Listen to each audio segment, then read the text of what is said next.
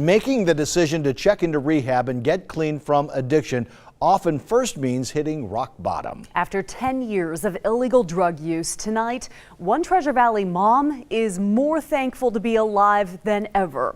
6 on Your Side's Karen Lair has her story of overcoming addiction in tonight's installment of Finding Hope. Can you say hi to Grandma? Say hi. Hi.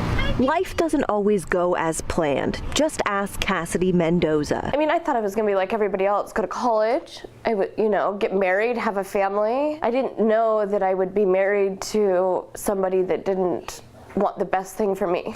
The new mom is celebrating 6 years of sobriety after living nearly a decade from fix to fix. And it starts out slow, just a few here and there, and then all of a sudden, I'm taking 5 at a time. Eventually, her days revolved entirely around finding and doing drugs. We just go from doctor to doctor, ER to ER, and that was my job, to make sure that we were high all day. After falling in love with a drug addict, the former Nampa High cheer captain ended up hooked on methamphetamine, morphine, Percocets, and pretty much anything she and her then-husband could get their hands on. Doing the opioids, it made me feel like I could just lose myself. I didn't have to worry about grief. I didn't have to worry about pain. 8 years in, her husband died of an opioid overdose. The coroner called me and said that there was lines of pills sitting out. They were sitting there waiting, so it was an accident. But even that wasn't enough to push Mendoza to seek a sober life. I still didn't even get it. I didn't get it. So I go through the funeral, I go through everything. And I'm taking more pills. So this time I'm up to the big time stuff. Oxycontin, snorting up pills now by myself. I mean, Vicodin, everything. Eventually, lying became easier than telling the truth. I was so ashamed. I lost 10 years. I mean, there's years that I don't remember. Cassidy says she'd resort to stealing money from her own mother to get high. And that really made me feel bad.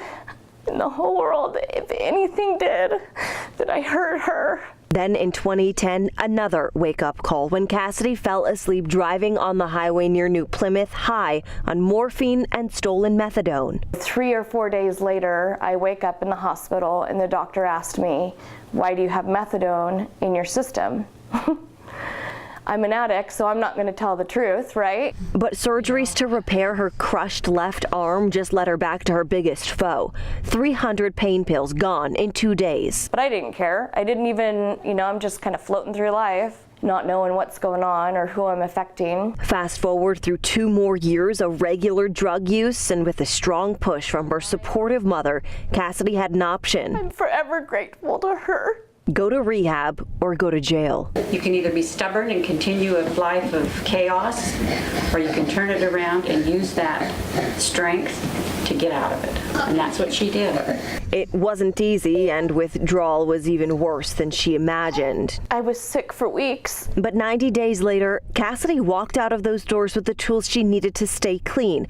And on May 10th, she celebrated 6 years drug-free.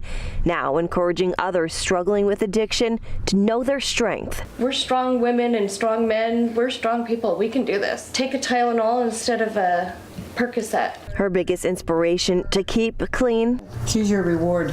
Baby Marley. For sure. Karen Lair. Marley is joy. 6 on Your Side.